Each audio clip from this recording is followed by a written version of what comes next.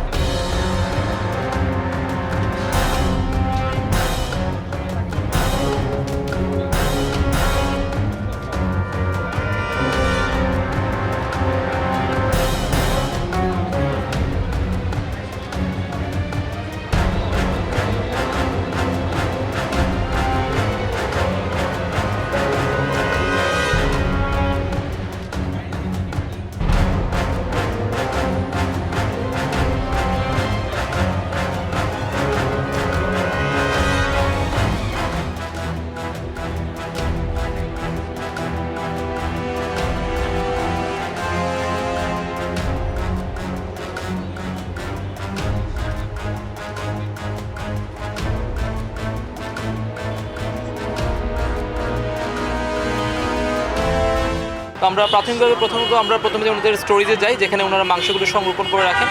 তো এখানে দেখার পরে যে বিষয়গুলো আমরা দেখতে পাই, এমনিতে মাংসতে কোনো ধরনের আমরা সমস্যা পাইনি। তো যে লেগিংসটা ছিল, যে ওখানে কোনো ধরনের জেনারেটর ছিল না।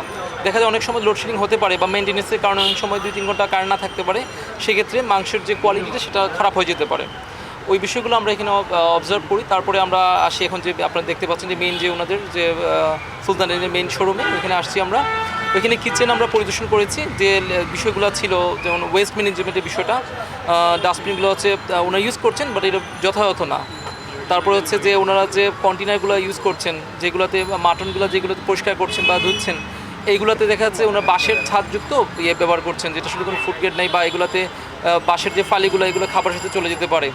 তো এই সমস্যাগুলো ছিল। তাছাড়াও যে মাংসের আমি যে জিনিসগুলো দেখলাম, যে মাংসগুলো ঠিক আছে, কিন্তু ওনার যে ডেটটা একটু দেখা যায়, মেইন যে বক্সটা ওইটা এখানে রাখছেন না, যার কারণে একটু বুঝতে সমস্যা হচ্ছে যে এটাকে আসলে ডেট আছে কি নাই।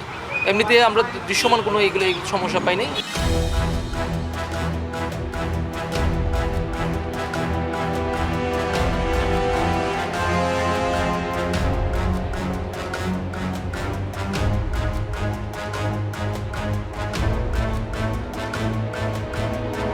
এক কপি আমদানির কাগজ কপি রাখতে হবে।